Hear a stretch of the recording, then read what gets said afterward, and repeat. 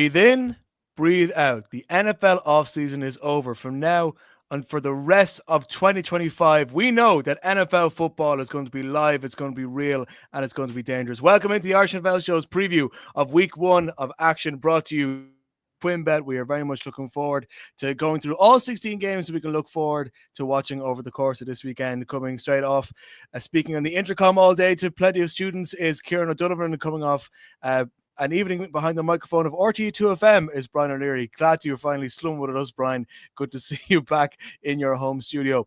Before we get into talking about the Saturday games, let's do a quick look at the two games that are coming beforehand. Let's start by talking about the Thursday night football matchup between the Cowboys and the Eagles, which is happening just a few hours from now as we are recording. Kieran, I'm going to throw to you first because it's funny. I was writing an article about this yesterday, which is published in the paper this morning, and it was all about the Cowboys and how they were effectively the Man United of American football, and that they make much better content machines than they do winning machines. And midway through the article, I realized I'd already written off this match as a complete dub, like a cert for the Eagles.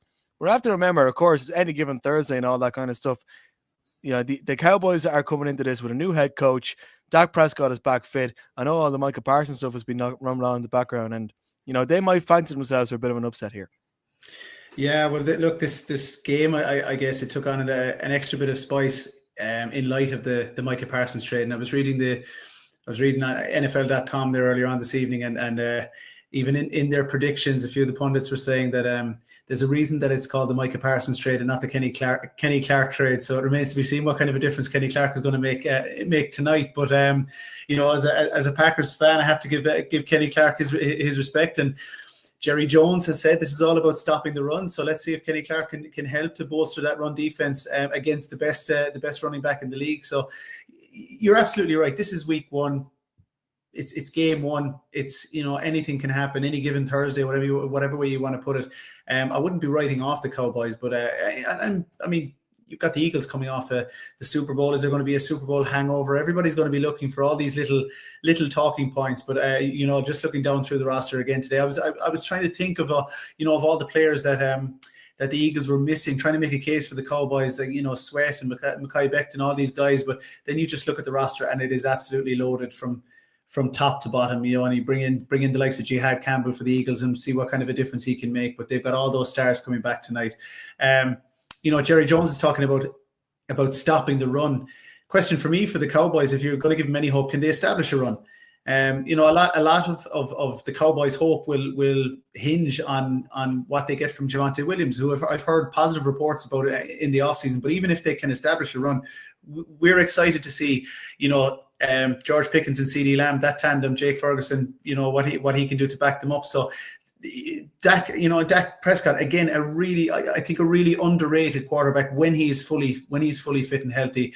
The Cowboys have an awful lot to be hopeful for. Obviously, they're going to start the season fresh with all kinds of hope and expectation. But yeah, I mean, it's the Eagles' game to lose, and it's the Eagles are the guys that are top of the mountain, and everybody's going to give them their best shot. And it starts tonight. So very, very excited, looking forward to it, and looking forward to going in bleary-eyed tomorrow to school. I was laughing when you said that at the thought of an intercom in my school. I need to bring you down and show you the size of my school, and you'll get why that's a funny concept if you ever see it. The intercom, I'm assuming, is shouting into a traffic cone, and all 6 students being able to hear you at the other end. I'm guessing, by the way, seeing that we are making our picks and putting our reputation on the line, if it is the Eagles' game to lose, you're probably putting the Eagles to win, right? Yeah. Brian, what say you? Well, I am selecting the Eagles. I know when we did our way too early week one picks, I got carried away and I picked the Cowboys because I thought they could come in and upset the apple cart. But I think over the course of last week, there's just too much gone on, and the enormity of going in against a team that have had nothing else to focus on but this game and the scenario of an NFC East battle, which is huge in its own self. A few things that slightly concern me would be what offense are we going to see from a standpoint of a transition for the Eagles, new offensive coordinator. Everyone thinks it's just going to be an easy transition. We've seen in the past that's not necessarily always the case, which is why the Eagles had to go and find a new offensive coordinator and a new defensive coordinator last year, which worked out very well for them.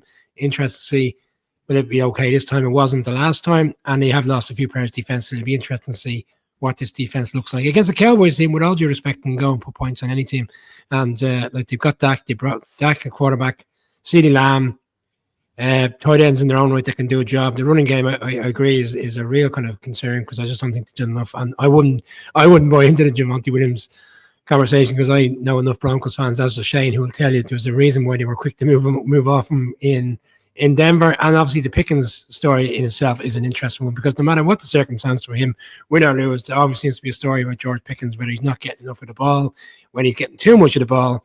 It'd be interesting to see the dynamic and how this works for them tonight. But in terms of the game, I think the Eagles will win. I actually don't expect it to be a high-scoring game. People are saying the over-under 47.5 for QuinnBet. We sided on the under within our bet builder for Thursday night. I just think sometimes people expect a new season, loads of points, and doesn't necessarily always work out that way. Defenses get on top, but ultimately I think the Eagles will win the game. Yeah, I'm on a similar line of thought. I think the Eagles will win the game. I think the interesting point to what you were saying, Kieran, is that if the Cowboys are going to try and stop with the run, good luck at trying to stop Saquon Barkley and the run blockers, which Philadelphia are still bringing in. Jordan Mailata and Lane Johnson haven't gone anywhere. And anytime people talk about this game, the first thing they bring up is the fact that, we're not quite sure about the changes on the personnel on the Philadelphia defense. I'm not high on this Cowboys defense. I think Brian Schottenheimer as a head coach might prove himself to be one of these people in the league who is a much better coordinator than head coach, and we will see some flashpoints from his offense. And they've added weapons in that regard, but I'm not quite sure we'll get it on this game. Let's move on now to the Friday night matchup between the Kansas City Chiefs and Los Angeles Chargers. And the Chargers are a designated home team, but it's not taking place on the Pacific coast of California, but on the Atlantic coast of Sao Paulo. I'm going to go straight ahead and give my pick for this one, and it's slightly against the grain, but I think that the Chargers have the ability to nick this one, and it's not necessarily based on, if this game was being played in Los Angeles, I would probably actually give the Chiefs the nod here. But the fact is, we saw last year when the Packers played against the Eagles in this pitch. There's something about coming to Brazil. The pitch is probably going to be significantly slipperier. I think the Chargers probably having less distractions going around. And I'm not just referring to the whole Taylor Swift engagement, of course, making the internet blow up last week, which I imagine is affecting the Chiefs dressing room. But in a way, I'm sure they're pretty much used to it because that whole thing has been a part of their culture for the last couple of weeks. But I trust Harbaugh and the team there to get it done in a slippery game. And I'm talking slippery. I'm talking low scoring, 17-14. And this is unusual because, of course, Andy Reid, Patrick Mahomes are not the undisputed kings, but generally quite good at navigating those kind of games that even when they shouldn't win, they win. Brian, you were saying in the radio earlier that with Steve Spags in the defense, Kansas City, that's generally how they've managed to load their team up on the defensive side of the ball and negotiate these tricky ones. But I'm going for the upset here. I think the Chargers might be able to get a victory here. Brian? No, I'm not going to side with you on that one.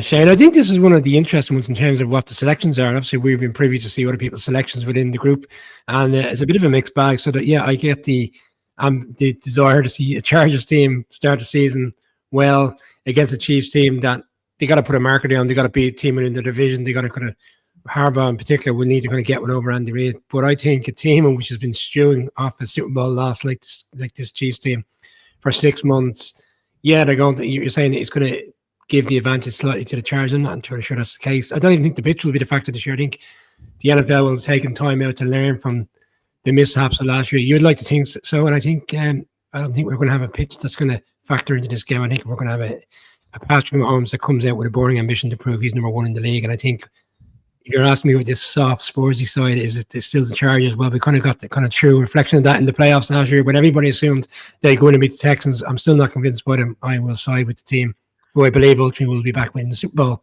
next February, and that is the Kansas City Chiefs. Well, the Spurs thing to do would be to win today and then bottle it in the playoffs against or bottle it next week. Yeah. Chiefs, Chargers fans expect 1-1, except they probably think it's going to be the other game that wins them as opposed to this week. We'll see. Yeah. Look, it's great to have a Friday night game, but I think we're spoiled this weekend. Yeah, that one's on YouTube for people who are looking for a place to watch it. Kieran? Yeah, I laid my colours to the mast early on, and I said the Chargers were going to win this division, and I started to waver a little bit with the Rashawn Slater injury, and then there was talks of Najee Harris being injured, Mekhi Becton being injured, but Becton and Harris are back, and so with that combination, we talked about the Eagles and their offensive line. You look at Mekhi Becton and what a key cog he was in the success they had running the ball last year with Saquon. I think he'd be a big factor in opening up lanes for Najee Harris and Omarion Hampton. I look forward to seeing Omarion Hampton hopefully hit the ground running. I think there's a real possibility of the Chargers going and causing an upset here. And if anyone, we've talked about a home advantage. If anyone wants to give up home advantage, it's going to be the Chargers. It's not going to affect them negatively in any way. I expect a bit of a messy game, and maybe not the pitch, Brian, but the heat, the humidity, what it may cause in terms of that greasy ball. I think it just might lead to one of these low scoring, as you say. Messy games, as you guys have put it. And on the Chiefs side of the ball, I don't think we're naive enough to think that the Chiefs haven't spent all off season just absolutely itching to right the wrongs of last season. But they still have I guess that offensive line is a little bit of an unproven article now going into this game. And you got the likes of Khalil Mack looking for a bounce back year. He's a guy who's on the cusp of a Hall of Fame career. So maybe he tees off and cause a lot of trouble for Mahomes week 1, but I'm going to give it to the Chargers. All right, we're going to take a quick 30-second break and then go into the Sunday previews. Great odds, you're in control, you always bet responsibly, and you're not afraid to choose alternatives. That's why you bet with QuinnBet. Build your own unique football bets with Create a Bet. Winning team, first goal scorer, number of goals, the possibilities are endless. And with a 4-star Trustpilot customer service rating, why not give QuinnBet a shot? QuinnBet, we bet you love it.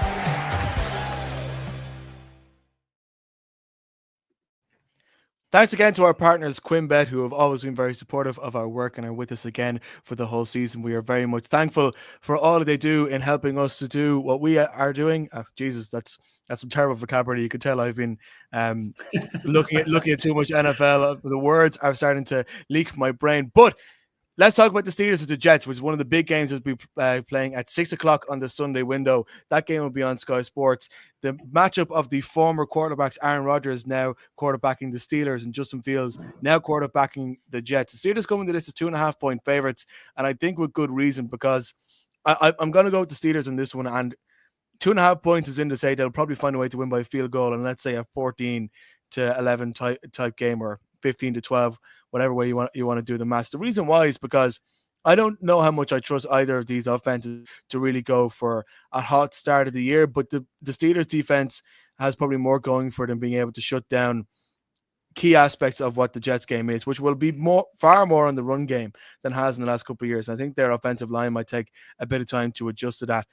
I'm saying that despite the fact that if you look at the Aaron Rodgers and the wide receiver room that he has to work with, DK Metcalf, I don't think is going to get much room up against Sauce Gardner. I think Sauce Gardner knows what he's doing when it comes to locking down that one. So this is why I think it's going to be a low scoring one, but a win for the Steelers. Kieran. Yeah, I can't disagree with anything you say. Like, I mean, this is such a like there's so many ties and so many kind of spicy aspects to this game. It's like, obviously the NFL sets up these schedules for that reason, to create as much drama. But you've got Aaron Glenn versus Aaron Rodgers after that kind of cold exchange early in the offseason. That was one of the big stories that kept us going when we were reaching for headlines early on in the season. You've got the Justin Fields coming to the Jets after I guess turning down the Steelers. I think they offered him more money to stay in the Steelers than they offered Aaron Rodgers. So once again, you have Aaron Rodgers with a chip on his shoulder coming in to see if he can prove once again that he's I guess that he's not done, that he's not washed, and he's some of the videos that have been coming out in the last week. He's unless he's holding out, he's not looking like his old sprightly quick self. But I still give the edge to the Steelers here, just because as you said, that defense is proven. That defense led by T.J. Watt, Cam Hayward, that Mike Tomlin, and his ability to grind out those results.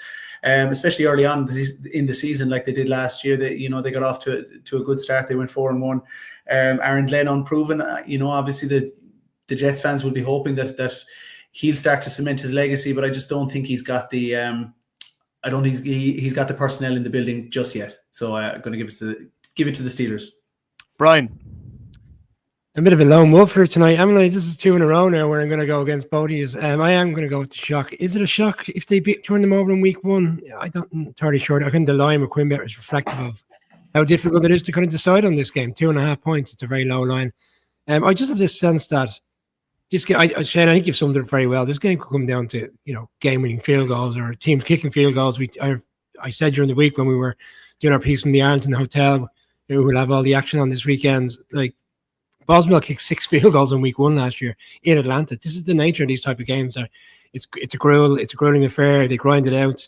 But I just get the sense that sometimes the motivational factor of a new head coach going into a new regime in Aaron Glenn, who any Jets fan, over the course of the offseason has to be encouraged. It's a bit night and day compared to what Robert Saleh was supposed to do essentially for Jets fans is exactly what Aaron Glenn has been doing over the course of this offseason. I don't care about anybody. We're going to do things my way. Immediately, I suppose, removed Aaron Rodgers from the conversation, didn't want to engage in it. The sooner that decision was made, they didn't hang around. Okay, Justin Fields, not entirely sure if he's the right man, but ultimately, I think defensively, this game will be led by some defense coming up with I don't know if it's a pick 6, but it's a huge interception at a critical time. And we haven't seen Aaron Rodgers play one snap in preseason. And I know people suggest preseason is not worth the paper it's written on or the games, but ultimately I still think you need practice. I think it's evident some of the teams that have taken a very different approach to preseason where they've started the season slowly because they didn't put the players in, and they've gone with a very proactive approach to preseason this year, giving players time on the field. And the Steelers for Aaron Rodgers hasn't happened. I think that could be the undoing of a player that hasn't played ball for a year. I'm going to go with the Jets defense to find a way to get over the line. Jets win a close one, low scoring game. Yeah, I wouldn't say that one's a particular shock. I guess one of the things that maybe, go against the Jets is the fact that in preseason, I didn't think Justin Fields looked particularly good, or I'm not quite sure whether we'll see any different to that in MetLife Stadium on Sunday. But hey, that's the joy of the NFL. We don't really know. Moving on to the NFC South matchup as the Tampa Bay Buccaneers travel to the Atlanta Falcons. Funny enough, when we were recording the AV Club, our new Wednesday podcast hit, Ben Costello was of the opinion that most of us were of we're looking at the NFC South wrong. That really the Falcons are the better team of this duo. The Falcons are going to try and prove their worth. This is the best chance for them to do it. Kieran, Buccaneers are probably still favorites for that division. I know the Falcons managed to beat them twice, but the Buccaneers had a better record. This game is going to go a long way in the battle for the NFC South. Yeah, and this is I think one of the sneaky, more exciting games of the weekend. Like, you can just real hope that this could be a shootout. And I'm in Ben's corner. I predicted the Falcons to take this division this year, and they had 2 fantastic games last season. And I think Penix could actually be the difference between this season and last season. I know Kirk Cousins was up and down last year, but I'd give Penix a shout to have a good year. And I think the key to that is Bijan Robinson and what he's going to establish for Penix. It's not going to all be on his shoulders. He's not going to have to carry this team. I think that the team is going to go through Bijan Robinson. And when you look at the weapons then that Penix has, I mean, Drake London, Darnell Mooney, I know he's questionable for this game, but Kyle Pitts at tight end, the perennial kind of the great white hope for fantasy football fans as well as Atlanta Falcons fans. But I think there's huge reason to be hopeful. I know, Baker Mayfield can be lights out, but again, there is the fluctual nature, and Ben alluded to this as well. Every time he's changed coordinator, he's had up and down seasons, and maybe it's not always on the coordinator, but he's changed once again. So we can't guarantee that there's going to be that consistency going from year to year with Baker. He hasn't established maybe that level of trust with the NFL public. I know he really endeared himself to the fans last year, but I wouldn't quite say he's nailed on to have a fantastic year. But I know we'd like to see it. But I'm edging for the Falcons. But again, there's no shock in this game. I don't think it'd be jaw dropping if the Falcons won it. I'm going to go with the Buccaneers, I think, for 2 reasons. One, I just have greater trust in the quarterback play of Baker Mayfield and Michael Penix. I think, fair enough, Baker Mayfield does need to get into a new system, but I think I think there is more to prove. But furthermore, I think if this game was 4 weeks down the line, we'll be looking at it differently, because the weakness coming into this game is the offensive line for Tampa Bay, because for a start, Tristan Wirfs, one of their better pass blockers, is out. So what do Atlanta need? They need to have a strong defensive front, but yet they're really relying on 2 rookies in Jalen Walker and James Pierce Jr., who are incredibly talented, but I think might need a couple of games before the extent of their talent can really be fleshed out. So for that reason, I'm going to go with the Buccaneers to get a close win here. Ryan. Yeah, I've been taken back a little bit by some of the negative press of the Bucs of late. I'm kind of was waxing lyrical about them a couple of weeks ago in terms of proclaiming them as a dark horse within the NFC. I thought like the selection of a first-round wide receiver, I thought was a great move. They got Godwin back, who looked like he was one of the most sought-after free agents last March. And they managed to bring him back on a lesser deal that was available to him in the market. I think obviously he wants to buy into the nature of what they're trying to achieve. I think Mike Evans, people say, no, he's getting on, but my God, there's many teams that would love to have Mike Evans and fans in their team. And yeah, they've got some experienced players, slightly transitional changes on the defense. I think you're right, the offensive coordinator, Mayfield yet again with a new offensive coordinator. But I do think they've got 2 really strong running backs in White and Irving. And I think the run team, it'd be interesting to see what this front 7 of the Falcons is going to be like, because we spoke about it at the draft time and the 3 of us were together. It was evident in the fact that they took 2 defensive players. They've had difficulty stopping the run. They've had difficulty getting sacks. I think ultimately it's going to come down to see how successful their defense can be in the open day. And I'm not entirely trusting of that so far. And I think the Bucs 2 guys can find a way to run them to victory. I don't know necessarily will it be an explosive game either. I think the Bucs find a way. Nice win to kick off the season. Moving on to the Carolina Panthers, who travel to the Jacksonville Jaguars. Jags are 3.5-point favorites in this game. We get to see Travis Hunter playing for the first time in the league, but I'm going for a Panthers win on this one. And I think anybody who follows me knows that I'm unusually high on the ability of Bryce Young and his offense in particular, although still yet to be fully convinced by his defense. I think this could end up being a high-scoring game simply because these are 2 teams whose offenses are better than the defense, but with Liam Cohen maybe needing a little while to bet in his players, as opposed to Canales, who's had the chance to build up and to put the identity on his team. I'm going for a Carolina win here. Kieran. Yeah, you said you're high on the Panthers. I think you could have stopped it high there. I look at the Panthers, and I when I was trying to cling to some kind of hope for the Panthers, being competent on offense, I was looking at the old vets, Adam Thielen and Hunter Renfrow, to back up their receiving core. They traded Thielen back to Minnesota. They had dropped Hunter Renfrow, and they've gone and scrambled to get him back. You are excited to see what Ted McMillan can do in that passing offense, and Chuba Hubbard is a good serviceable running back. But this is all about Jacksonville. Everybody's excited to see this new revamped Jaguars team, and Travis Hunter. How much is he going to play? Is he going to play? I see he's listed as first string offense, second string defense, but I think you're going to see him in packages on both. Just really excited to see what he does then in terms of bringing on Brian Robinson Jr. in his second season. Can we finally see Trevor Lawrence become one of those top tier quarterbacks with those weapons around him? Again, you look at the Jags and bringing in De'Ami Brown, who I thought again was a great signing. I thought he was excellent for Washington last year. So I'm excited to see what Jacksonville can do, and I think this starts with a win on Sunday. Just on the Trevor Lawrence point, a lot of people I've been listening to previewing this game I've made the observation that Trevor Lawrence needs to this year start proving that he's worth the contract he's been given, or as potential with the new head coach and general manager coming in to the building, that Jacksonville might start thinking differently, even if they do end up taking a big cap hit. And Brian, a big win on the first game of the season will be a real statement of intent if Trevor Lawrence managed to get back into a rhythm again. Yeah, I don't know if it's because of the nature of the Jacksonville Jaguars being outside of that kind of pain of teams that get so much scrutiny. If you think back to when Daniel Jones got the contract, and even thereafter when people were kind of going through the numbers, and Kieran Boyle, who's not here, who kind of has a vested interest in both sides, suggested that Trevor Lawrence should be getting as much scrutiny as Daniel Jones because of the nature of that contract, and he hasn't fully delivered. And he probably hasn't at the level in which is expected of him. Yeah, I agree, but he's also gone through just his third head coach now. Again, we can cry me a river. There's been many a quarterback that's had the flip offensive coordinators like Baker Mayfield every year and different head coaches, and they still find a way to win. People will suggest that Trevor Lawrence hasn't hit the levels which was expected when he came out of the draft and he was the number one selection, and people were talking about being a generational quarterback. I just something I like about this Jags team. I select them to win the division. I think it's funny you're going for the Panthers because I'm going to throw out this. Like, I thought this would be the outlandish pick of the weekend in terms of what I believe the game. I think this could arguably be the biggest blowout of the weekend. In fact, Shane, I think this game is.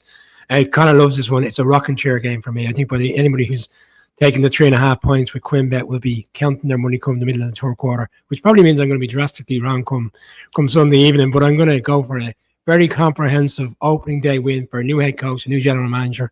Trevor Lawrence rights the wrongs of last season to a certain extent with a compelling performance. There you go, Jags in a blowout.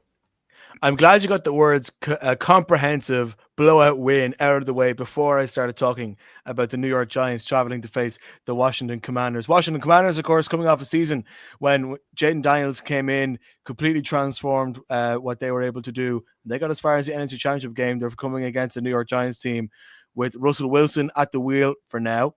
A Giants team who played very well in the preseason, must be said, including all 4 quarterbacks who played under center. But Brian, you've said beforehand that usually the Giants have a million problems, but beating the Commanders ain't one. Yeah, not quite the way it worked out. It doesn't always work out that way. What way do you see this game going? It doesn't, but these teams play each other so tight, no matter who comes out the right side. If you even reflect on last year's 2 games when the Giants were a very poor side against an up-and-coming Commanders team. We can cry me a river again about week 2 last year where Gano was injured and the Giants didn't have a replacement kicker, but ultimately lost because they didn't have a replacement kicker. But that game was so tight. Giants were continuously going for 2 points and never achieved any of them after scoring touchdowns. And then in the saga in MetLife, they only lost by 5 points, and they were well in that game. I think ultimately what it comes down to on Sunday for me is how well this Giants defense can play up front against a, with all due respect, a Washington offensive line, which I'm not going to say it's shaky. We haven't seen it yet, but it's not compelling compared to other teams around the league. They had their difficulties last year, and they were probably helped in large parts to a really explosive young quarterback who will come into this game on Sunday and expect to hit the ground running. Commanders fans will expect to hit the ground running. There's always these shocks in week 1, and then we look against them and we say it's not necessarily a shock. And I think the Giants can hold their own. And I just would like to think with the positive feel around the organization these days and what they've done with Abdul Carter coming in, that's going to be a real explosive asset to this defense that Brian Burns, Dexter Lawrence, Thibodeau, there's no more excuses for a defensive coordinator now. He's got all the players that can go after the quarterback. Done well in the secondary, shot up the safety position. I'm waxing lyrical about this defense because I think ultimately the defense will find a way to get the job done. I think Russell Wilson will play a smooth game. He won't do anything exciting. He'll just do what he has to do. Giants find a way to sneak a victory, 24-21. Giants. Interesting one, because I don't mind revealing this early before our picks graphics go out, but the 3 Giants fans of the 7 of us on the team have all picked the Giants to win. Kieran, you're obviously as somebody who's outside that tent. What way do you look at this? Because I'll be honest, right? I had to flip a coin in this one. I eventually went with the Commanders because I kind of went with my gut, because when it comes to week 1 games, I think I just go with the team I trust more. But yet, the more I think about it, and I'm gonna stick with my pick, but the more I think about it, I look at the pass rush, which is going to completely go after Jaden Daniels. I look at the fact that teams who have weird breakout years generally find it difficult to get back on the road. It's the Commanders playing at home, but there's going to be a lot of New York fans there. This is going to be an incredibly close showdown, and I think the 6.5 point spread margin is probably overplaying how close this one it will be played. Yeah, it's funny because the Commanders came out and blew everybody away last year in terms of the expectation of how far they could go, and it's funny how much they seem to need to prove themselves again this season, because not a huge amount of people are expecting them to live up to the standards that they set last year. I don't know. A lot of that for me has to do with the fact they brought in the likes of, they centered a lot of their success around the likes of the veterans like Zach Ertz, Bobby Wagner. Now you're looking at Von Miller as well, and I think those guys bring instability and give you a kick. But you're in another year on again with these same guys that you're depending on, and I think they could have done with maybe freshening things up, but just that little bit more. But looking at the Giants side of things, and I think if they can get any level of consistency on offense, and they've got a star receiver in Malik Neighbours who could be one of the top 3 or 4 receivers in the league easily. If they can find consistency at quarterback, I know Russell Wilson, he absolutely can start off a season strong, but interesting to see how if he wavers a little bit throughout the season, how soon they'd be tempted to maybe bring in the likes of Jackson Dart. But look, this is the week 1 prediction, and I see, as you said, Russell Wilson coming out and steadying the ship and having a decent game. But this is all about the Giants defense and what they can do. And there's huge excitement about Abdul Carter. We talked about his potential to win defensive rookie of the year the last day, and I felt we were talking about maybe he'll be doubled up and maybe he'll open up lanes for other players, but you actually can't double him because you can't afford to double him when you've got Dexter Lawrence, Kayvon Thibodeau, and all these Brian Burns, all these guys to worry about. He's going to have plenty of chances to tee off. So I'm excited about what the Giants can do, and I think they could be a sneaky team to watch this season, and prove a lot of people wrong about how far they could go. Well, it's it. How dare I be a naysayer of the New York Giants? Well, it should be interesting to see how that one plays out. Before we go to a break, let's touch briefly on the Arizona Cardinals has traveled to the New Orleans Saints. Interesting one because this is, of course, the head coaching debut of Kellen Moore on the Saints side of things. But the Cardinals come into this as 6.5-point favorites. And I think based purely on the fact that James Conner is probably going to run all over the Saints run defense, which wasn't very good last year and doesn't look like it's going to take a massive step forward this year.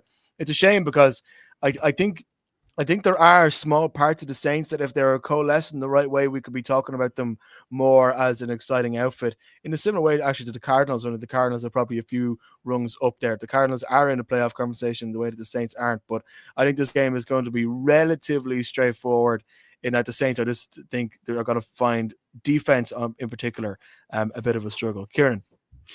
Yeah, I was laughing on listening to the AV Club the other day when Ben was talking about the Cardinals, and he was talking about how hard it is to find anything to love about them, and I've been vocal about that before. He is a Seahawks fan. It's the same way. The same way I don't mind sort of crapping on the Dolphins. There's always a bit of divisional spice when it comes to that kind of stuff. But it's funny because they've got talent across the board. Like you look up and down the squad, and we've debated about Kyler Murray. I think it's possibly his lack of leadership and consistency that we doubt, and maybe he's a lot of the reason why there's not a huge amount to love about the Cardinals. But I mean, he is an undoubted talent. James Conner, running back, Marvin Harrison Jr., Trey McBride. Like, I mean, they've got an absolute, an arsenal of weapons on offense. Josh Sweat, they bring in Calais Campbell. They've got talent across the board, and I do think it's whatever is maybe it's the dry desert in Arizona, whatever makes it just hard to love. Maybe we just miss Larry Fitzgerald too much. I don't know what it is, but look, they're undoubtedly too talented on paper to lose to the Saints in week 1. And we've been through the Saints roster, and again, they are a team that it's very hard to find positives on, and we've spoken about that. So I think this is going to be one of, you talk about rocking chair games, Brian. I think this is going to be done and dusted pretty early. Brian?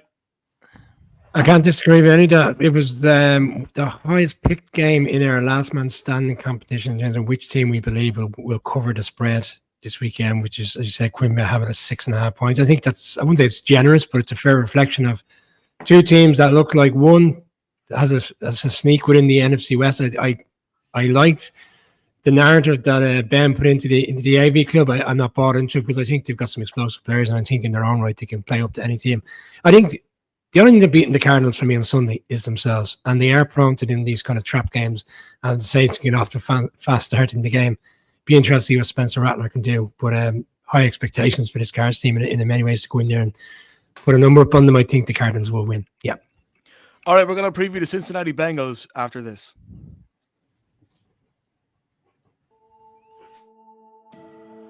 This is Ireland. Rugged, wild, and endlessly captivating.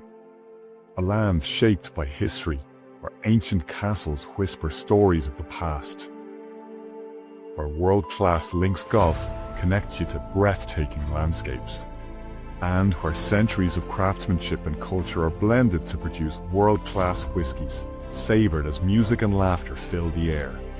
Adventure calls from every corner. Tradition pours from every dram. Step into landscapes that take your breath away and moments that stay with you forever. From vibrant cities full of life to warm welcomes shared with friends old and new. Golf and whiskey are just some of the ways we connect you to Ireland's culture, craft and soul. But every journey with us is about people, place and authentic experiences you'll never forget. This is more than a trip. It's the Dunes and Drams experience. Discover Ireland with us and make memories that will last a lifetime. We move on now to a preview of one of the more interesting games of the weekend, because it involves a team who consistently battle with the month of September. That's the Cincinnati Bengals, who travel to the Cleveland Browns. The Bengals are 4.5-point favorites, probably by virtue of the talent they have compared to the Browns' talent. Yet, as I was reading earlier, the Bengals have a 4-8 record when it comes in the month of September over the past 3 seasons, and it's quite often been their downfall in terms of seeding, or in last year's case, not making the playoffs, despite the fact that they were probably good enough to be in the playoffs. Kieran, is there any sign that the first game of the season for Cincinnati is going to finally come up with a win here? Who knows? And I'm not going to be too positive on the Bengals, because you've accused me too often of having this love in for Cincinnati. But I will say something, right? If the Bengals don't win this game, and we talk about, nothing can be won and lost in week 1, Zach Taylor must be under huge pressure if he goes, if he goes the 3rd year in a row without winning week 1. Would it be 4 years? I can't remember that far back, but I mean, they need to get off to a hot start more than any other team in the league. They need to keep that narrative off themselves and get that narrative away and get that pressure off themselves, because we all know what they can do on offense. We don't need to go over it again. The weapons that they have, I've said it. I think they have the best quarterback receiver tandem in the league. They have a great, really good tight end in Mike Gesicki. They've T. Higgins locked up. I mean, they're lights out to watch going forward. It's what the hell can they do on offense, on defense? Can they keep a team to below 25 points? I think Cleveland, and looking at their situation, Joe Flacco coming back for week 1, it's been done. You look down through their offense. I see David Njoku is listed. Was he not injured? I'm not 100% sure. But regardless, I just think, the Browns don't give me huge reason to be hopeful that they can get much going on offense. So, I don't even think the Bengals need to do a huge amount on defense. If they keep it below 30 points, I think they'll be safe enough. Brian, saying all that, when Joe Flacco was quarterback at the Browns, they managed to make it to the playoffs. The Browns and the Bengals is one of those weird AFC North matchups where the Browns actually have a fairly decent record, despite the fact that you can't pinpoint a moment since Joe Burrow came to Cincinnati when the Browns have been a better team. Now, that makes this, I think, a fairly wide open contest.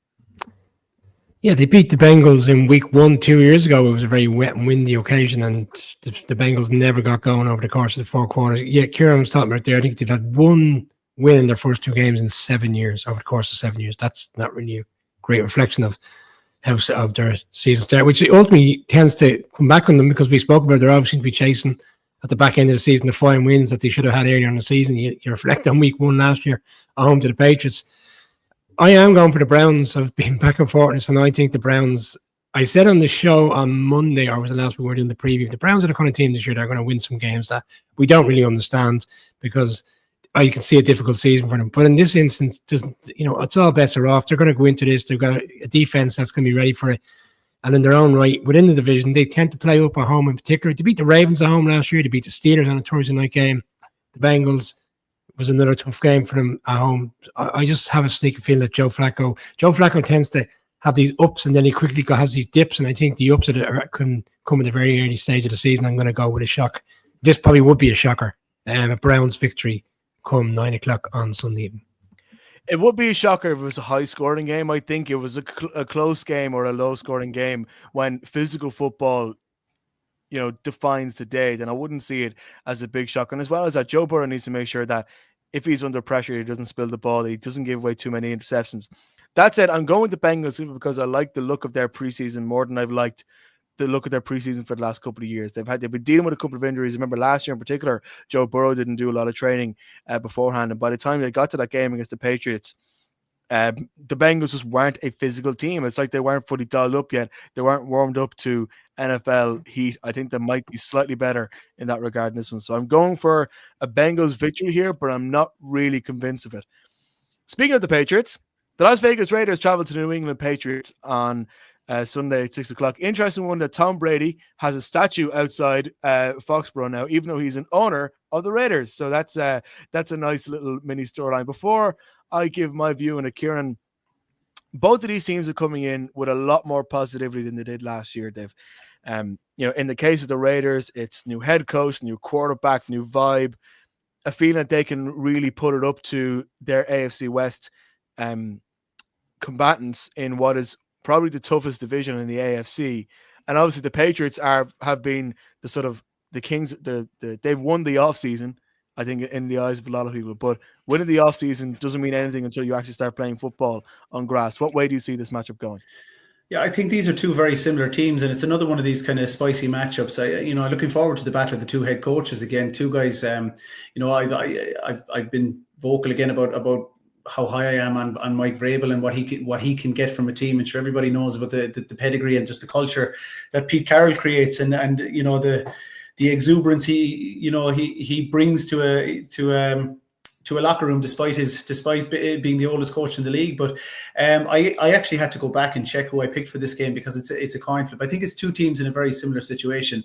Both teams are expected now to make a jump in their division. And as you said, I think the Raiders have the harder task because of the AFC West being so combative. But when you look at that, there's a huge sprinkling of talent on both rosters. And, you could argue actually that Vegas have the bigger stars in the likes of Brock Bowers and Max Crosby on defense. But I think on balance, I like the squad that the Patriots have put together, what they did in the offseason with the offensive line, giving Drake May every chance to succeed in year two.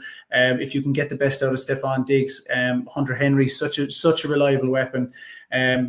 We've mentioned the offensive line, and even though Ramondre Stevenson is RB1, there's huge hype about Travion Henderson and what he can do in the run game and on special teams. So I think that the Patriots will edge this one. Again, it could go either way, but I give it to the Patriots. I'm going with the Patriots as well, and maybe it's a bit of roasting. Surprise. What a shock. Well, I was quite down on them last year because I'd actually watched them, and maybe because we haven't had a chance to watch them so much. I think there's three reasons that I'm sort of backing the Pats on this one. Firstly, I think Trey Henderson is going to make a big impact in this game. He's the rookie running back coming in from Ohio State. I really like him. I think he has the potential to do a lot, and I think that with Josh McDaniels' offense that they might be able to use the run game in a more effective way than what New England were able to do last year, which gives Drake May a bit more freedom. Secondly, I remember watching Ernie Adams, who he was on the Julian Edelman podcast during the week, and one of the big things he was saying is that bad football kills you. There was a lot of bad football from the Raiders last year. There's a lot of bad football from the Patriots last year. The Patriots in preseason hasn't, as in bad football, as in just the stupid things, the bad snaps, the unnecessary penalties, bad special teams. The Patriots have cleaned that up a lot, I think, in the offseason. So I'm trusting us to do that, and more fundamentally as well. I think Geno Smith and the system which is being put in Las Vegas might take a little while before we really see the upswing of that. The wide receiver room, neither of these squads is particularly excellent, but in Las Vegas, I'm not quite sure where the explosivity is coming from. Whereas I can see at least in Trey Henderson, and I know obviously Ashton Jeanty is on the other side of that coin as well, but I can see a bit more from the Patriots. So a close one. Very, I'm not saying this is going to be a blowout in any way, but maybe my heart's leading my head a little bit here, but I'm going for a Pats win. Brian?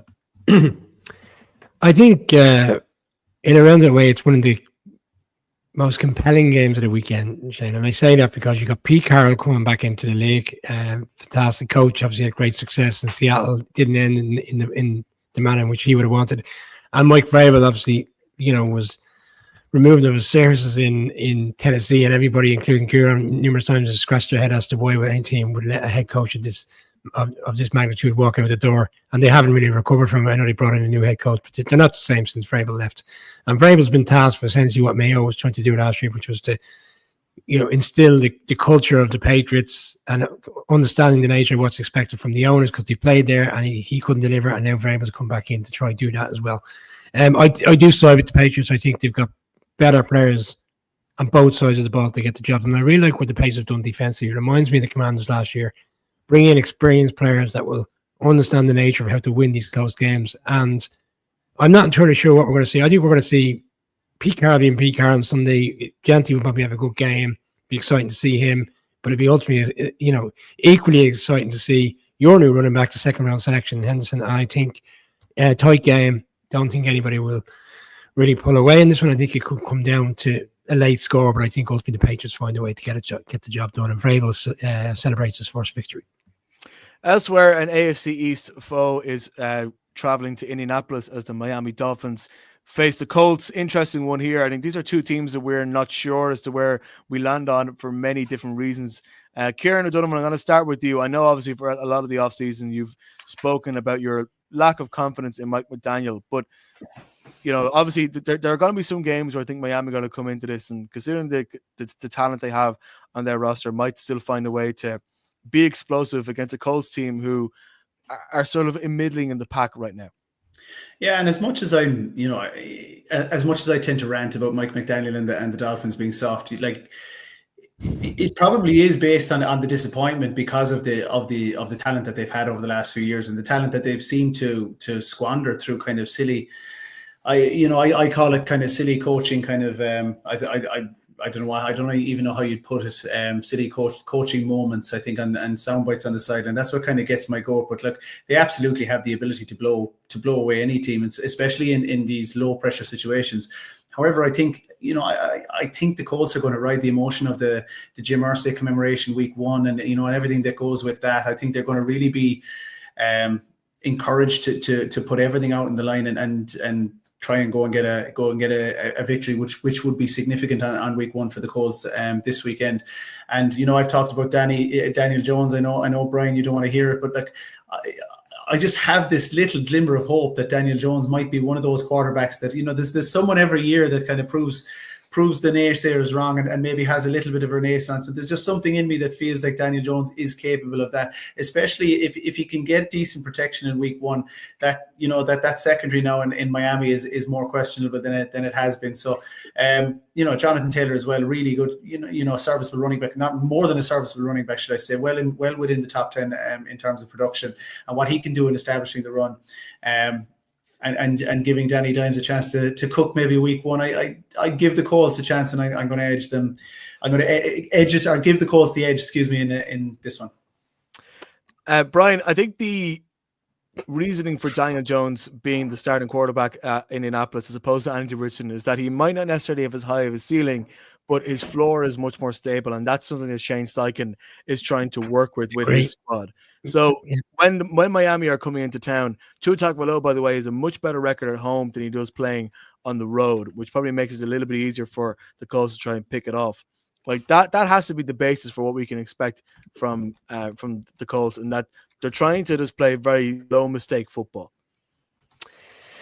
I think we're going to see Daniel Jones that is going to run and continue to run Sunday, because time and time again last year we saw Shane Steichen try to use Anthony Richardson in this run-pass option game where he was continuously calling run plays, even with Jonathan Taylor in the field, and it led to concussions. It led to Anthony Richardson missing games. So I did stress last year I felt a little bit sorry for him because I didn't think his head coach was putting him in the best of positions. I didn't think it was a balanced offense, and I think we're going to see the same on Sunday. Like Daniel Jones, with all due respect, to his difficulties in New York, his ability to run as a quarterback, he's not the best. He's not up there in the top 10, but he can do it. He has very strong numbers over the course of his time. I think they're going to try use him on Sunday to run pass option, lean on Jonathan Taylor.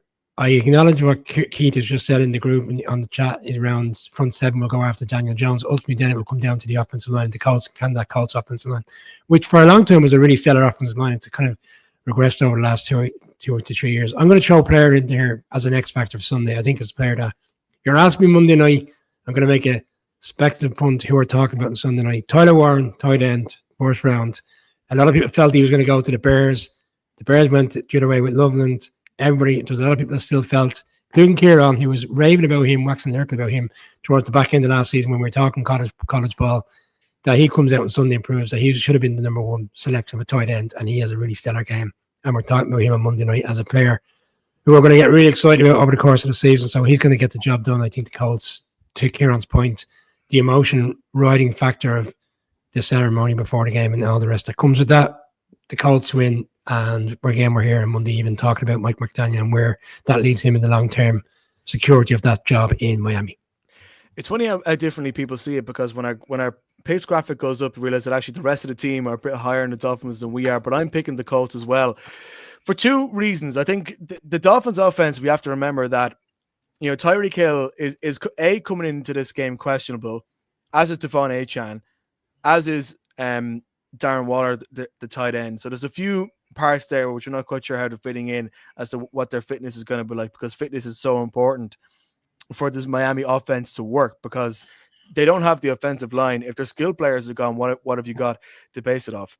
But secondly, I think just going back to what you were saying, Brian, if Tyler Warren and the scheme of the Colts manages to find a way to just pick away a couple of gaps, and you don't need to score more than 2 touchdowns in this game, I think, to be in a position to win it, because as much as Chop Robinson and Zach Sealer and Bradley Chubb are going to put a hell of a lot of pressure on Daniel Jones and are going to do a really good job in that front line, once the ball gets past the front line, I'm not quite sure where the coverage is that's stopping Miami from leaking yards and leaking scores. So it took me a while to come down on this one, because I think this again will be a close one. But yeah, I'm with you guys. I'm going for the Colts of this one. I do think the Dolphins can put up points. I would suggest this is probably, I wouldn't say it's going to be an explosive, high-scoring 30-27 type of game, but I do think we could see the Dolphins, like, to get their own game going with Achane and Tyreek Hill's in the game and Waddle's in the game, and Tua gets comfortable. Let's be fair, it's an indoor type of environment for him. He'll have a better fielding going out to kind of frosty areas. Not that there will be many at this time of year in the States, but like, he'd probably have a little bit more comfort in this environment on Sunday. But ultimately, I still think the Colts will do enough and get the victory. Moving on to the 9:00 window now, and we are starting with the NFC West matchup of the San Francisco 49ers and the Seattle Seahawks. Even though this is in Seattle, the 49ers coming into this as 2.5-point favorites. This match will be key when it comes to how this division racks up, because when we were previewing this division, some of us had the Niners possibly winning. I had the Seahawks winning. The Rams are going to be very much in that conversation. This is a big match. I'm going to go straight out with it. Give me the Seahawks for this one. I think Sam Darnold, there's a lot of question marks over Sam Darnold, and people are saying, maybe that the Seahawks like Jalen Milroe a bit more. I think the Jalen Milroe aspect is probably going to keep a fire into Sam Darnold to ensure that he's performing at the highest level of his ability that we saw for most of the season last year in Minnesota. Now, I know in Minnesota he had the best wide receiver in the league. He had Kevin O'Connell as his head coach. Things are a little bit different in Seattle, but I'm just very high on what they're able to do. And I think defensively as well, against an opponent who are fierce, an opponent who would have spent a lot of time breaking down, an opponent who still has some question marks over the fitness of a couple of their players, and I'm sure the 49ers are coming in with a greater confidence of stars than they had at a lot of parts last year. I just trust the Seahawks to go and take this game and win it at home in front of the 12th man. Brian? Yeah, I'm with you, Shane. We spoke on Monday's live show in our season predictions. I think Connor asked the question on who's floating under the radar slightly within the NFC, and I went with the Seahawks. I selected the Seahawks to be a wildcard team this year, which leads me to the Rams winning the division. I don't have the Niners making it. I know there's a lot of 49ers fans in particular who we know very well will be quite surprised by that selection in terms of them not making the playoffs. But I think they've lost quite a few players in this offseason, and I'm not entirely sure. And again, we haven't seen one snap yet. So we could be here in 3 weeks' time and saying, great work by John Lynch. Kyle Shanahan's going to coach this team really well. But in this instance, in week one, going into Seattle, and they've given their dues, they've had a nice record there. They've won some really compelling games there over the last few years. I just think sometimes in week one, you're going into a post-on. I think Seattle fans will be ready for this one, but they're not on the field. But I think Sam Darnold will prove to many why he had a really successful year last year, and it was all forgotten in large parts by people because of the 2 difficult games at the end of the season. But I think he's proved his worth. He's got the money in Seattle, and I think he's gone into a nice, comfortable situation there with a head coach that will help them, support them, and make sure they do really well. So I'm going to go out and say that Sam Darnold has a nice game on Sunday, and the Seahawks find a way to get over the line and win this game. Kieran, I think when we were doing an NFC West preview, you coined the phrase that this 49ers season depends on a lot of ifs. We're looking at this game, though, and I know I mentioned earlier that there are some injuries on the offense for San Francisco, but they're still going to have Christian McCaffrey. John Jennings is questionable. Still going to have Ricky Pearsall. Marcus Valdes-Scantling has been called up to the squad. George Kittle is there. Kyle Juszczyk is there. And his girlfriend is making some fantastic. I don't know if you saw the Texas thing that they made for, I can't remember the name of the actor. It doesn't matter. I'll go on that little side rant in my own head later on. But in terms of the 49ers, this has to be the moment that they have to go in and say, look, last year was a write-off. We're going to say their intent early. We want to take this division back for ourselves. And winning this game would be no better way to do it. Yeah, you talk about the 49ers, we talk about the Super Bowl window. That's what we've been talking about for the last 5 years.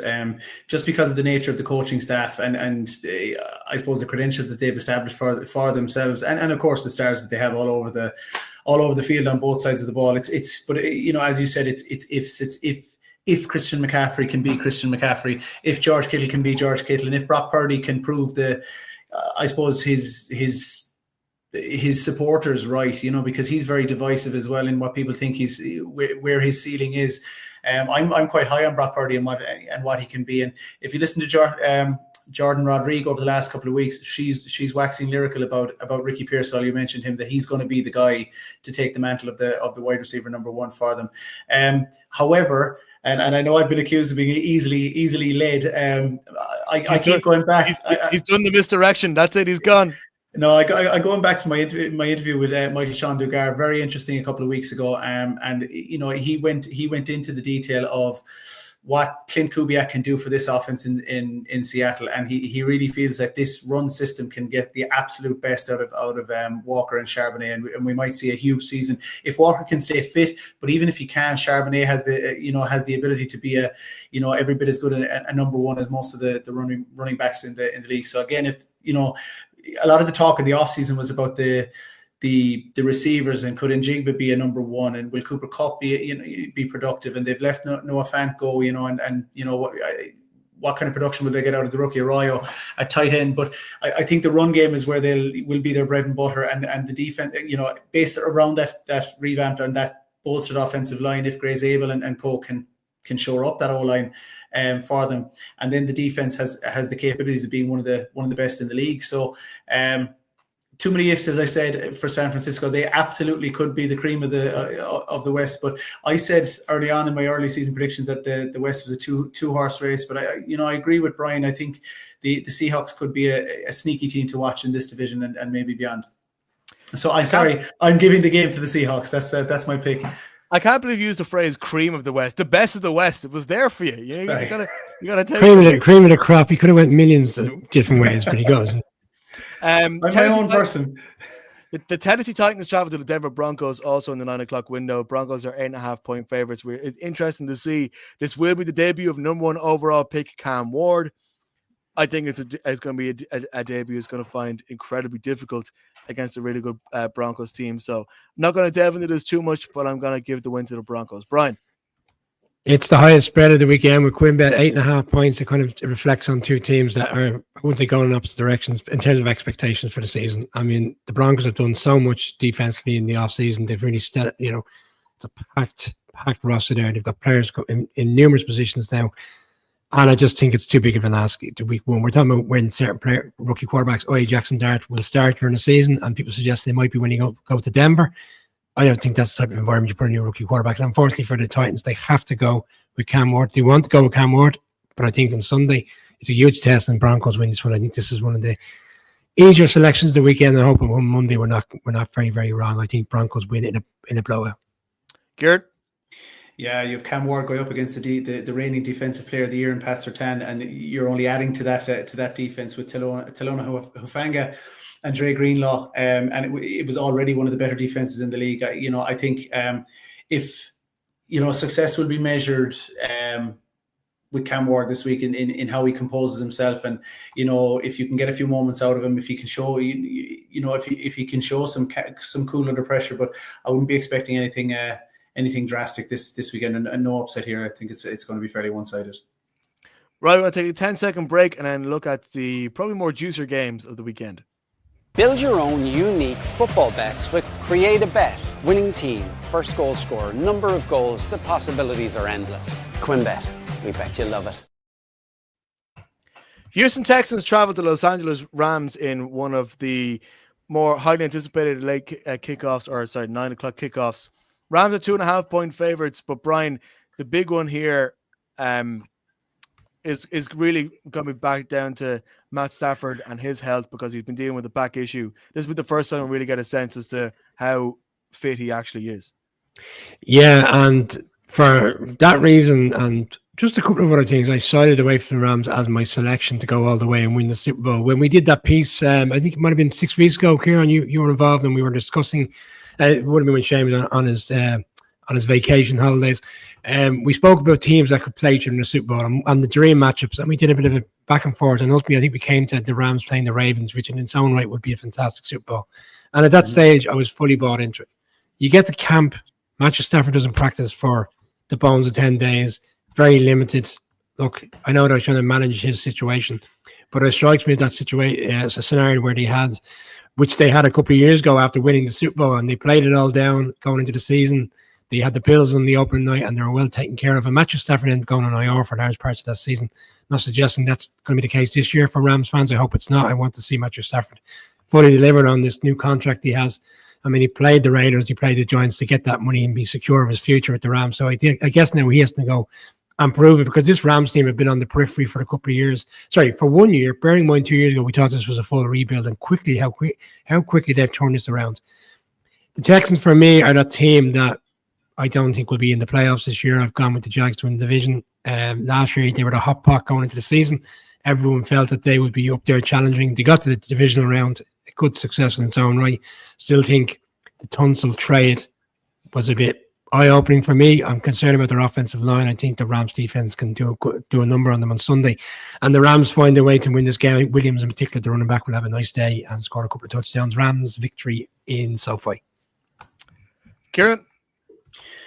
Yeah, I think even if the Rams came out and Jimmy Garoppolo suited up and he was a starting quarterback this weekend, I trust Sean McVay as a coach enough for this Rams to get over the line. And you see even what he did in the offseason in giving that trust to Jimmy Garoppolo and giving him the keys to the car and getting him all those first team reps, obviously out of necessity, but what he was in the way he spoke to the media about his praise for Jimmy Garoppolo, and I know you kind of have to do that to an extent, but he's just that kind of coach that you feel like he's covering all bases. But I do think Stafford will start, and I'm just so excited to see what this offense can do with Devontae Adams. I think he just gives them another gear at the weekend, and I think when you see Tutu Atwell and when you see Puka Nacua on these jet screens and all these misdirection plays, the 11.5 personnel that Jordan Rodriguez spoke to Connor about months ago, that still lingers in my head about the intricacies of this offense. I'm more excited this season than I was last season to see what they can do. I hope Stafford is fit, just for the from a neutral perspective. You want to see teams at their best. And I agree. I don't think that the Texans did enough on to shore up that offensive line in the offseason. I think Jared Verse could have a big day as well at the weekend, and I think the Rams will clip the Texans. Yeah, I also think the Rams will clip the Texans. I think for one real reason is that CJ Stroud needs good protection, right? Laramie Tunsil is not in the building. They're relying on a couple of rookies to fit into that offensive line. And you have Jared Verse on the other side coming down and hunting you down. I think that's going to be too difficult for the Texans to overcome on week 1 in Los Angeles. The Arlington Hotel, of course, in the Dublin City Centre is a great place to go and watch the NFL. And the Lions at Packers is probably one of the games to go and watch in the 9 o'clock window. So I definitely go encourage people who are in Dublin to go there to try and feast on what is now a huge NFC North matchup with Micah Parsons, who supposedly had an epidural during the week, but I think he's still on course to play in this game against the Detroit Lions, who are trying to keep a hold of their NFC North crown. Logically, I'm going to back the Packers in this one, because I did say in our big season preview the Packers would win the division and the Lions wouldn't make the playoffs. That might have been one of my more outlandish takes. But I genuinely think that the Packers are probably coming into this more prepared for battle. And that is where I'm going for, despite the fact that the Lions still have so many of their more explosive players coming back fit as well. If you think about Aiden Hutchinson, Jahmyr Gibbs, David Montgomery, and all the rest. But, I think I'm probably going to be shown up to be a massive idiot when it comes to my prediction of the Detroit Lions. So I'm going to let you two do the actual predictions. Brian, I'll start with you. Well, I don't think you're going to be an idiot in this game because I think this game could go either way. I will side with the Lions, but I think that's probably more so because of the nature of how successful they were last season in achieving the 1 seed. And I think it's a crying shame that we didn't get to see them in the championship game against the Eagles. I think it would have been a fantastic game. I think even if they were to go on and play in the Super Bowl, we would have been blessed with another great day out watching this team. They're exciting outfit to watch. They're going to be exciting outfit come Sunday, come throughout the course of the season. I'm not buying into your scenario whatsoever, Shane, that they're not going to make the playoffs. In fact, I haven't gone to the Super Bowl. I could see why everybody is high on the Packers going into this game. I understand the nature, and I feel bad selecting the Lions because Kieran has gone with the Giants, so I feel like I need to give him back in return. But I won't. I just think we're looking at a Lions team offensively. It's easier for this team, even despite a new offense coordinator, to hit the ground running because they know what they have. It's the same players coming back by and large. The tight end room is stacked. They've got wide receivers. The offense, I would imagine, will remain reasonably static in terms of what they do. Yes, there will be wrinkles to this new team. Any offensive coordinator will do that. But then we're going to have a Packers team with Micah Parsons, who's not played with these guys before, and we've seen lights-out debuts. We've also seen players that have come to fruition over the course of the season. I'm not sure how quickly he can have an impact. I know he's a fantastic player in his own right, but to be there only 10 days, give or take, and come in week 1, I just think it's a very big ask against a really strong outfit. If this was another team coming into Lambeau on Sunday with a lesser offense, I'd be certainly thinking that it can happen for them. And I could be wrong, but for that reason, I'm going to stick with the Lions. I think the Lions win a high-scoring game, 31-27, general direction. Lions just about. Sorry, Kieran. Yeah, no. Well, in fairness, I think Brian makes a good point there that all this Micah Parsons talk, we're all getting very excited about it, but the fact that it's just the Cowboys element means that the people are covering it was, take it to the nth degree when it comes to, what this means for everybody involved. Micah Parsons hasn't been in a team setup for months. He hasn't been in the Green Bay setup very long because his trade is made very late. If this is the Premier League, we probably wouldn't be expecting him to start this week and then eventually coming in to play the week after. Same way that Eze didn't start for Arsenal, that kind of thing. And this is still with question marks over, his back because so we have to look at the rest of the players, the ones that are still there and the ones that, would have been in this game when we were evaluating this game a week ago, 2 weeks ago. So, as somebody obviously who has a bit of skin in this game, what way do you think it's going to go? Kieran, quick one, Kieran. He's suggesting that the Packers are the Arsenal of the NFL. There you go. I did not say that. The Packers have won something. Look, I'm sorry to say I tend to agree with Brian. I think if the Packers had most other oppositions this weekend, I'd be happy to lean with the Packers, but I just have too much.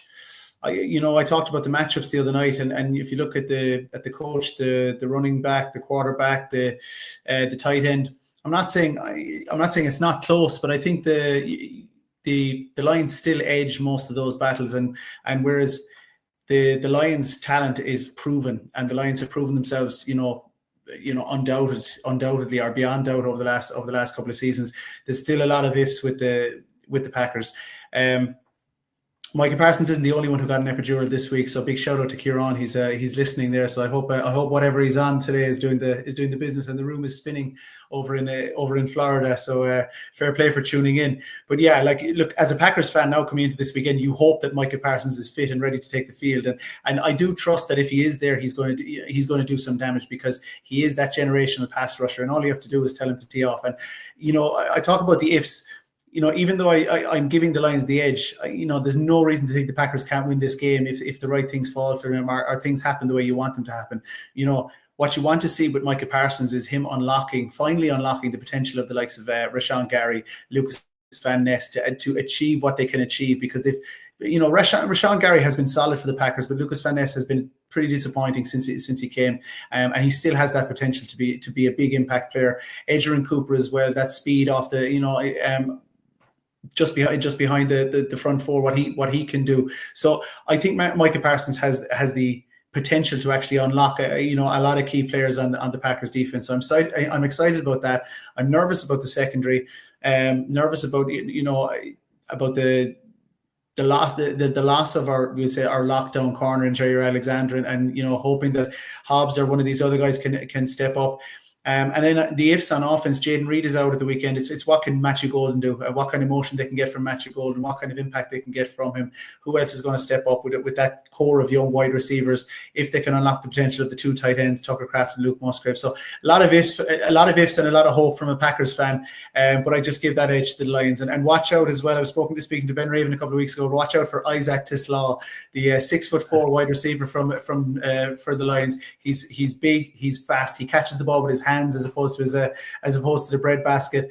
He's got that reach, and he's got pure raw physicality. So if I was a Lions fan, I'd be excited to see what he can do. Lions, but hoping I'm wrong. I think the Slaw, I'm very much looking forward to seeing during the season. I think he is questionable coming into this game, so be interested to see whether he does get any time on the field. Sod's Law, that is. That's Sod's Law. Sunday Night Football sees the Baltimore Ravens and Buffalo Bills play in a divisional round revenge match from a Baltimore point of view. I find it very difficult to come down on this one. I think this is going to be really, really key in the AFC matchup because these are the two teams who are poised to take the Chiefs' crown. Kieran, I'll go to you first to try and decipher who has the real edge here. I gave the edge to the Bills, and I picked the Bills. But as we get closer to the game, I'm getting a bit more nervous about this pick because when you look at what the Ravens have done in that secondary, which was already pretty stacked, and what they've added with Jair Alexander, they've got Kyle Hamilton back there. Was their first round pick? Was he? What was the name of the first round pick? Was he Ravens? Yeah, Ravens. Yeah, what they've done in that secondary could be frightening. And again, the Ravens' ability to run the ball through Henry. Who's to say Henry can't go out and have another 2,000-yard season? And for some reason, I've backed the Bills, and I think it was a coin flip. I think it was a home game. Trusting Josh Allen more. It's really, really hard to pick. To pick a winner for this game, but I think it could be the best game of the weekend. It's a mouth-watering clash. Two guys who would be in the MVP conversation and almost without a doubt at the end of the season. We talked about the significance of this. We said you can't win or lose in week one, but this absolutely could be home field advantage. It could be the difference for one of these two teams. And I think in my prediction for the Chiefs to maybe take a step back, one of these teams really is poised to take the mantle this season. But I'm just giving the edge to the Bills. That's all, and I don't know why. Yeah, I'll be honest. When on the sheet, and I'll be faithful to the sheet when I wrote down the Bills. But the more I think about it, the more I like Baltimore, mainly because the Bills' run defense isn't its particular strong point, and definitely wasn't when they played against Baltimore last year. I think I'm right in saying that Derrick Henry averaged over 7 yards per carry when they played Buffalo last year, and Buffalo have changed a lot of aspects of their run defense. They've brought in a couple of rookies on that side of the ball. But I think where the Bills have, could gain an edge here is in James Cook, is in Josh Allen, of course, who's coming off an MVP season. Interesting to see how Lamar Jackson reacts to that, by the way. I think a lot of people, I imagine in the zone camp, feel like Lamar Jackson should have been given that nod, and there'd be a great motivation for him to go out and take this game, especially when you think of Lamar Jackson, who last year had to go into Arrowhead Stadium, couldn't quite get the job done in a remarkably dramatic week one match, and again has to go into Buffalo and try to do the same in prime time. I think he'll be under a lot of pressure to try and get a result under the lights. And I think that's why I picked Josh Allen, because I just trust him in that stadium on Sunday Night Football in prime time to find a way to eke out a very, very close win. But I'm not convinced of that in any way. I think this is going to be one of the games, if not of the week, then probably of the season. Brian? Yeah, I kind of agree with you in the sense of it's the most difficult game of the week to select. Let's be fair. I thought Monday night's game was slightly in the sense. That's why we got this Monday night and Sunday night game. These two for me are really difficult games to select. And yeah, I went back and forth on it. I did side with the Bills. I'm not comfortable with the selection. I think it is the home factor for me. That's what draws me towards a Bills team coming out and winning. You're right. You're reflecting a Sunday Night Football game last year in Baltimore. So obviously Bills are on the road. They got absolutely mauled by that Ravens run team, in particular Derrick Henry. But then you flip it to the playoffs, and I know it's cold weather and it's a very different environment to Sunday night. They shut Derrick Henry down in the first half, but Derrick Henry got up to speed in the second half, which obviously brought the Ravens back into that game. It's going to be a dogfight, and both teams they both know they've got to get this one. I know it's week one. I know no one's going to lose the season. No one's going to be overhyping it. There's obviously going to be an overreaction Monday, but Bills, not shocked if the Ravens win. In fact, the more I get to the game, I wish we could flip our banners, but we can't. So I'll stick with the Bills. But maybe the Ravens. We said like I could wake up on Sunday and completely change my mind again. That's how close, how razor tight this game is. And we're very much the schedule guys have done a masterful job here. We joked about the fact it could have been the Jets and Steelers in prime time because of the Aaron Rodgers. I think we all like it the way it is. By the time we get to 12:30, instant reaction, somehow find a way to navigate another game at 1 o'clock in the morning and feel okay on Monday morning. But who wouldn't want to stay up and watch this one? It's going to be a cracker.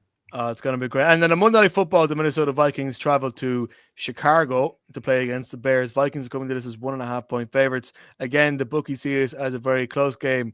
Kieran, all right, before I say my piece, how do you see this game going? Yeah, I'm just going to edge the second year quarterback over the first year quarterback. It's kind of that's the fine margin, and that's the way I'm leaning. I think Caleb Williams in his second year, bolstered by the arrival of Dalman and Tooney on the offensive line, and what the Bears did in the offseason. I guess I shouldn't be excited to see what Ben Johnson can do. I'm as a Packers fan, but I do think it is a match that has that potential to be a really fruitful relationship with himself and Caleb Williams. Although we've seen, we've talked a lot about the coordinator to head coach transition and how that weight of expectation doesn't always suit everybody, but I think Ben Johnson seems to be showing an awful lot of composure and an awful lot of wisdom beyond his years in how he's approaching, how he has approached the offseason. Looking out for Colston Loveland for the Bears. You mentioned Tyler Warren. I had a coin flip between himself and Colston Loveland in the fantasy draft the other night, and I went with Loveland.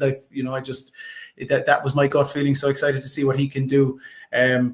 And I think another thing that'll swing this game as well is the absence of Jordan Addison, and just that ability for the Bears to give Justin Jefferson that bit more attention. I think Justin Jefferson isn't as productive as he is without the backup. Every Batman needs a Robin, and you see Higgins and a few more of these number twos, how valuable they are to make these star wide receivers what they are. So I'm giving the edge to the Bears in this one. I'll be honest, lads. I look at this and I get the point around, Ben Johnson coming in, and I get the point around JJ McCarthy being effectively a rookie quarterback. This is his first NFL start, and it's in prime time, and he was generally a game manager, and he's very young, and all this kind of thing, right? Where is Caleb Williams getting away from the Vikings blitz?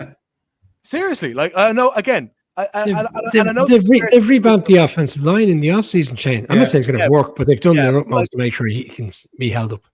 I still think Caleb Williams, and to Connor's point, that sacks as a quarterback stat as well as the offensive line. I just see this Vikings blitz completely taking over Caleb Williams and shutting down his ability to do just about anything, which I think will probably leave it to be a very low scoring game. And I'm going to give the Vikings the nod, because we've seen when Kevin O'Connell gets given a new toy. No, the pastor, what's it? Josh Dobbs, the week of the game, and he's able to sort of do the whole quarterback whisper thing and get an absolutely explosive performance out of him. Imagine what he's able to do with JJ McCarthy, who has had a year to listen to him at least. So at least it does, the theory test, I guess, has already been done in terms of learning the Kevin O'Connell way. And now this is your first time getting a practical test. I think he'll actually be surprisingly good. And I'm quite looking forward to seeing what JJ McCarthy can do. And I'm backing the Vikings to win this match. Brian. So when I was on RT this evening, they spoke about the Bears being a sleeper team over the course. And I wouldn't go that far as saying they're going to be a sleeper team. They're a dangerous outfit. But I think they're a dangerous outfit in this instance of a Monday night on the opening game of the season. They've got to right some wrongs in last season, in particular the fact that they only won one divisional clash. And ultimately that's what cost them last year. They started off well. They had some bright spots, but obviously everything went downhill. But they were still in all these games. Like, these games were coming down literally to the last second field goals. Some went in, and numerous others didn't. Luther Burden Loveland. You've got DJ Moore. They've got the players, and Caleb Williams in his own right is supposed to be this generational quarterback that we spoke about last year. And you're talking about quarterback whisperers. Well, that's ultimately what Ben Johnson is supposed to be. He's been brought in to put this guy on the map in terms of what everybody thinks of him in the league.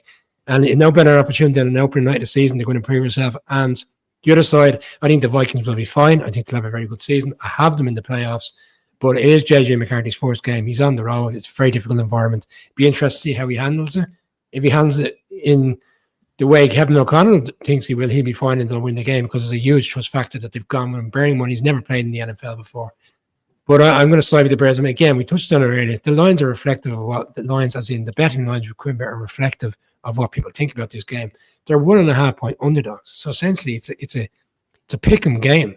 Surely this is a team that won 14 games last year. Were one off being the number one seed. We're in the playoffs, and yet they're only a 1.5 point favorite because ultimately that comes down to people think the Bears are going to be a lot stronger than they were last year, and people think they will be. I'm going with the Bears. I think the Bears find a way to sneak out a victory on the opening Monday night of the season. The Bears. Well, you can tell we're excited for NFL football because our hour-long picks podcast has lasted an hour and 20. For our instant reaction podcast, make sure we'll be recording that. I say we'll be Brian and Kieran recording that on Sunday night. It'll be available to you very early on Monday morning, reacting to all of the action that happens over NFL Sunday. But for now, thank you very much for listening to the Irish NFL Show, and welcome to the first week of 2025.